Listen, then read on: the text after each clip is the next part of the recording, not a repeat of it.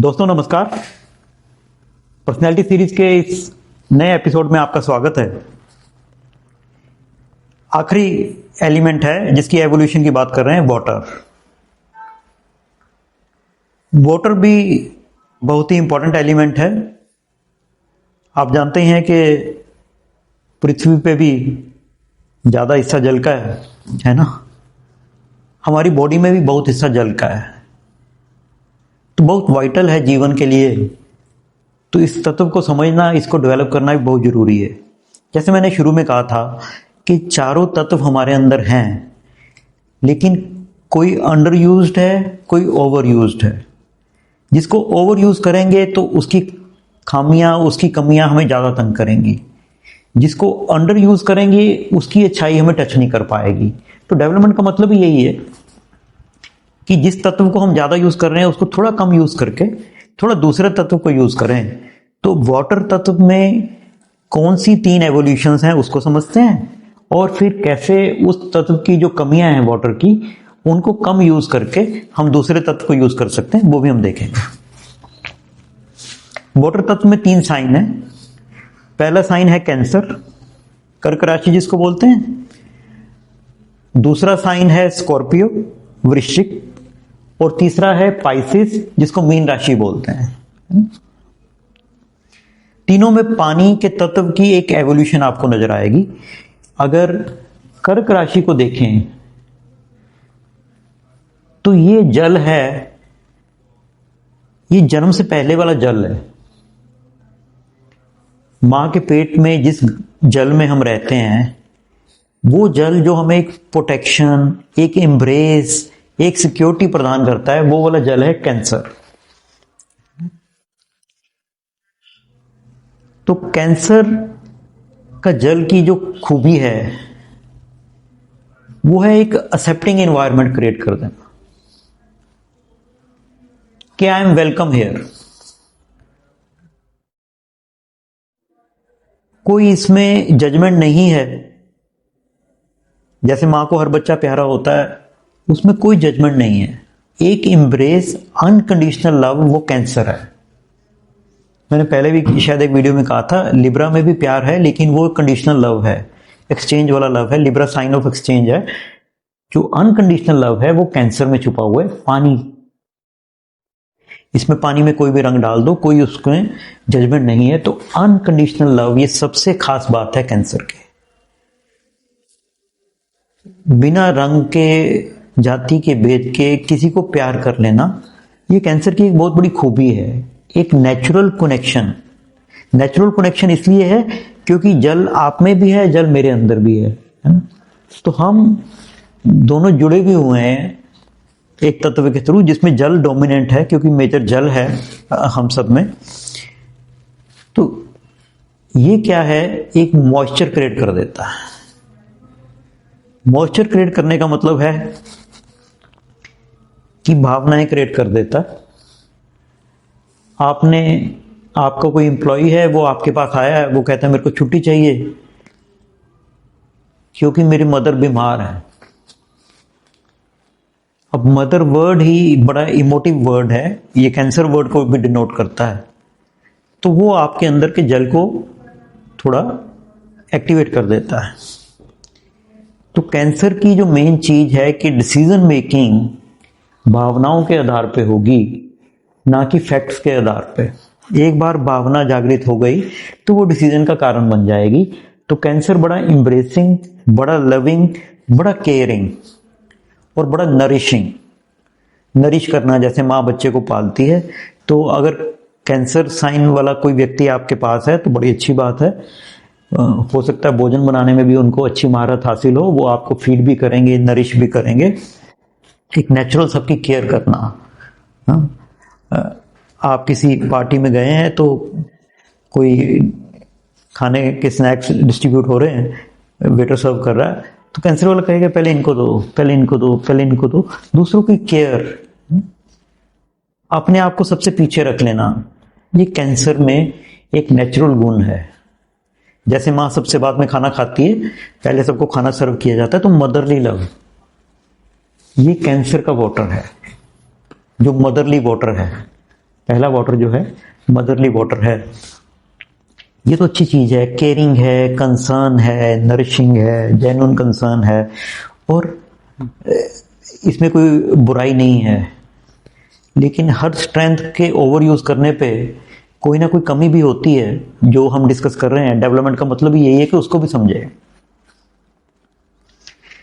जब ये वाला वाटर ज्यादा हो जाता है तो ये वाटर हमें जो अन्याय है उसके खिलाफ आवाज उठाने से रोक देता है। अर्जुन के सामने लाक्षागृह हुआ, अर्जुन के सामने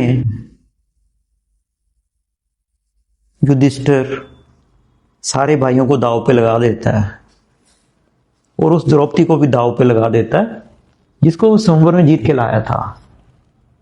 अर्जुन नहीं बोलता है क्योंकि वाटर डोमिनेंट है उस वक्त। बाद में उसमें ट्रांसफॉर्मेशन हुई, वो बात की बात है, लेकिन उस वक्त तक वाटर डोमिनेंट था। भीम ने आवाज उठाई थी जब द्यूत क्रीड़ा वाला सारा एपिसोड हुआ था, इसलिए तो भीम से डरता था दुर्योधन। दुर्योधन के लिए अर्जुन बहुत बड़ा चैलेंज नहीं है, क्योंकि अर्जुन एक इमोशनल पात्र है उसके लिए। आप गीता भी पढ़ेंगे तो वो शुरू के श्लोकों में दुर्योधन पॉइंट आउट करता है कि भीम के द्वारा रची हुई सेना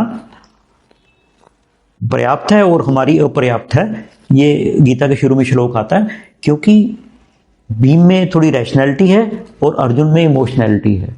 और उसी इमोशनैलिटी के कारण जब ये लोग अज्ञातवास में होते हैं और कीचक द्रौपदी पे बुरी नजर से देखता है, तो द्रौपदी अर्जुन के पास नहीं जाती है। उसको ट्रस्ट नहीं है कि ये न्याय के खिलाफ आवाज उठा पाएगा। वो भीम के पास जाती है और कीचक वध में अर्जुन मृदंग बजा रहा होता है और भीम कीचक का वध करता है। तो कहने का मतलब ये है कि अगर कैंसर साइन बहुत ज्यादा डोमिनेट कर रहा है तो करुणा और इमोशंस इतने ज्यादा हो जाएंगे कि आप न्याय के खिलाफ आवाज नहीं उठा पाओगे। जैसा कि मैं दो एग्जांपल, मैं ये नहीं कह रहा हूं कि अर्जुन का मेन साइन जो है वो कैंसर है, लेकिन उस वक्त वाटर, जो कैंसर वाला वाटर है, वो डोमिनेंट है। और इवन गीता के शुरू तक उसका मदरली लव द्रोणाचार्य और भीष्म पितामह के प्रति जो है वो बीच में एक बाउंड्री बन के आ रहा है जो इसको युद्ध लड़ने से रोक रहा है। बाकी सब बहाने हैं। मेन भीष्म और द्रोणाचार्य को देखते ही अर्जुन के हाथ पांव फूलने शुरू हो गए थे, क्योंकि दूसरे का पेन नजर आ रहा है, अपना पेन नहीं नजर आता, जैसे मां को होता है। तो कैंसर साइन में जो डेवलपमेंट वाली बात है कि कहीं ना कहीं वो फायर भी डेवलप करनी है, वो फायर जो हमें अन्याय के खिलाफ आवाज उठाने के लिए प्रेरित करे। तो ये कैंसर साइन हो गया। वाटर की नेक्स्ट डेवलपमेंट है स्कॉर्पियो साइन। स्कॉर्पियो साइन वो है जो हमारे बॉडी पार्ट्स में हमारे एक्सटर्नल सेक्सुअल ऑर्गन्स को डिनोट करता है, जहां से हम रिलीज करते हैं। और बिच्छू इसका सिंबल है। बिच्छू अपने जहर को संभाल के रखता है डंक में और समय आने पे विष छोड़ता है। तो ये भी जहर को संभाल के रखने वाला साइन है और जहर छोड़ा भी जाएगा। तो स्कॉर्पियो में वाटर थोड़ा सा इवॉल्व हो गया है, एक्सप्रेशन आ गया है। हालांकि वो बहुत ट्रेंड एक्सप्रेशन नहीं है, वो एयर या फायर वाला एक्सप्रेशन नहीं है वो वाटर वाला एक्सप्रेशन। वो है वाटर का एक्सप्रेशन, उसमें थोड़ा सा फायर वाला एक आपको डेवलपमेंट मिलेगा। तो थोड़ा ये डेवलपमेंट हो गई है, थोड़ा सा विश को संभाला हुआ है और विश को कहां पे रिलीज करना है। मेन है रिलीज, ये स्कॉर्पियो की मेन चीज है, रिलीज कर देता, लेकिन विश को संभाल के भी रखता है काफी देर। संभालता भी है और रिलीज भी करता है। तो जो आपको कहानी में विष वाली कहानियां मिलेंगी आपको, जैसे अग्निपथ में विजय की कहानी है, वो विष की कहानी है, काफी देर वो विष को संभाल के रखता है। तो मेन इनके जीवन में क्या है, एक बहुत ही हाइपर सेंसिटिव पर्सनैलिटी बन जाती है कि मेरे साथ अन्याय हुआ है। ये स्कॉर्पियो का मेन थीम रहता है कई बार, और ये थीम आने के कारण इसको बीम वाली रैशनैलिटी नहीं कह सकते। बीम की रैशनैलिटी एयर वाली रैशनैलिटी है। इनके पास सिर्फ एक पानी जो था वो खड़ा हुआ पानी है। स्कॉर्पियो जो है फिक्स्ड वाटर है, तो एक फिक्स्ड वाटर होने के कारण ये जो वाटर है, ये विष तो है इसमें, लेकिन इसमें एयर वाली मूवमेंट नहीं है। तो इनको मूवमेंट सीखनी है कि विष को संभाले नहीं रखना है, विष को फेंक दिया लेकिन उसके बाद विष से थोड़ा आगे बढ़ना है, क्योंकि विष के साथ जीवन बिताना बड़ा मुश्किल है। तो लेकिन कई जगह है जहां पे विष बहुत अच्छा काम कर सकता है। अगर ये लोग मेडिसिन के फील्ड में हैं, वेपन्स बनाने वाले फील्ड में हैं, जहां पे भी विष को संभाल के रखा जाता है। विष को संभालने का मतलब कि जहां पे स्टोरेज है पॉइजन की, दवाइयों में स्टोरेज है पॉइजन की, और फिर उसको यूज किया जाता है, पॉइजन के साथ बीमारी को खत्म किया जाता है। तो जहां पे बीमारी को खत्म करना है, किसी एपिडेमिक को खत्म करना है, वहां पे ये लोग बहुत अच्छा काम करते हैं, रिसर्च में बहुत अच्छा काम करते हैं, बहुत डीप जाते हैं। तो ये इनकी अच्छी बात है, डेप्थ और अपनी जो नेगेटिव एनर्जीज हैं उनको सही समय पे यूज करना एट द राइट प्लेस। लेकिन बहुत ज्यादा अगर स्कॉर्पियो साइन वाला वाटर अगर डोमिनेट करे तो ये एडिक्शंस में कन्वर्ट हो जाता है। वो भी विष है ना, तो फिर विष की कंजम्पशन भी बढ़नी शुरू हो जाती है। तो ये साइन एडिक्शंस के साथ भी जुड़ जाता है। अगर विष का रिलीज एक ट्रांसफॉर्मेटिव वे में ना किया जाए, समाज को सुधारने में ना किया जाए, तो ये विष अपने आप को ही खत्म करने लगता है। ये चीज स्कॉर्पियो को थोड़ी ख्याल रखनी है। हर वक्त घृणा, हर वक्त नफरत और हर चीज को इस दृष्टि से देखना, ये स्कॉर्पियो को थोड़ा ख्याल रखना है। उससे लास्ट जो वाटर की एवोल्यूशन है वो है पाइसिस साइन में, मीन राशि जिसको बोलते हैं। ये विशाल समुद्र है और ये वाटर की बहुत ही एक अद्भुत फॉर्म भी कहूंगा, क्योंकि ये स्कॉर्पियो से आगे बढ़ गया है। सारा रास्ता पार करके नदी जितनी भी गंदगी अपने साथ लाती है वो सब समुद्र में फेंक देती है, और समुद्र सबको स्वीकार कर लेता है। इतना विशाल है, तो समुद्र बहुत विशाल है। तो अब वाटर बहुत विशाल हो गया है और अब इसमें एक क्षमता है ट्रांसफॉर्मेशन करने की। अब ये इतना विशाल है कि इससे सीजन ट्रांसफॉर्म होने शुरू हो जाते हैं। जो समुद्र से ही फिर ये भाप बन के जो होता है बादल बन जाते हैं, वहीं से फिर वर्षा आ जाती है।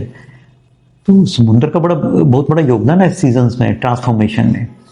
समुद्र एक वो जल है जो अपने गुस्से को, अपने साथ अन्याय को, सब चीजों को ट्रांसफॉर्म करने की क्षमता रखता है।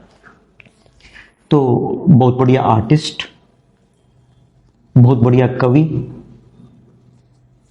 जितने भी इमेजिनेटिव फील्ड्स हैं, इवन डेवलपमेंट में भी, अगर आर्टिफिशियल इंटेलिजेंस में कुछ डेवलपमेंट हो रही है जिसमें इमेजिनेशन करना है, इमेजिन करना है, जो चीज फिजिकली नहीं एग्जिस्ट करती है उसको इमेजिन करना है, तो वो वाले फील्ड में पाइसिस बहुत अच्छा काम करता है।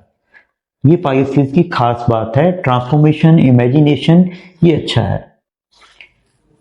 और पाइसिस को क्या ख्याल में रखना है, कहीं ऐसा तो नहीं कि ये कविता, ये चित्र अभी की जो प्रॉब्लम है उससे भागने का जरिया तो नहीं बन गए।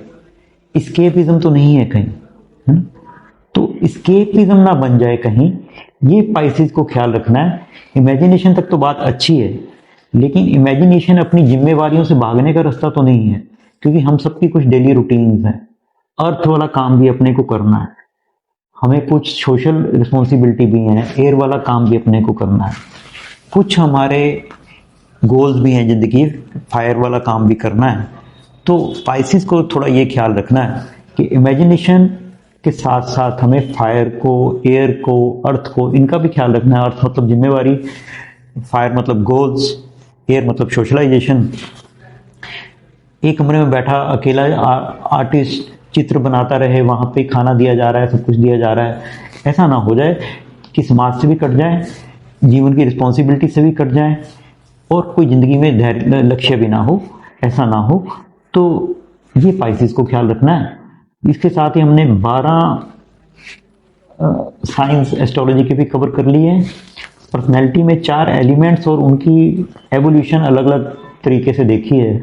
12 तरीके हैं, उनमें से आप मेष से लेके पाइसेस तक भी चल सकते हो, एक एलिमेंट के 3 साइंस में भी चल सकते हो। तो हर एलिमेंट से दूसरे एलिमेंट में भी एवोल्यूशन है। 12 के 12 ही एलिमेंट हमें डेवलप करने हैं। तो 12 महीने हैं, हर महीना सूर्य एक राशि में जाता है, तो उस महीने में उस राशि के एलिमेंट पे काम करें। जैसे अप्रैल 13 को मेष राशि में सूर्य आ जाता है ना, तो इसी वक्त में संक्रांति भी होती है, तो नई फसल भी बोई जाती है और काटी भी जाती है, हार्वेस्टिंग का भी टाइम होता है। उसके बाद मेष के बाद फिर टॉरस वाला साइन आता है, उसके बाद जेमिनी आता है। तो जो जो हर साइन की आपको अच्छाई बताई है वो अपने में डेवलप करें, और हर साइन के ओवर यूज़ करने पे क्या क्या कमियां हैं उसको दूर करने की कोशिश करें। यही पर्सनैलिटी का सब्जेक्ट हम खत्म करते हैं। पर्सनैलिटी का मतलब ये नहीं कि मैं क्या हूँ, मैं क्या हो सकता हूँ। हर साइन की पॉसिबिलिटी को कैच करने की कोशिश करें।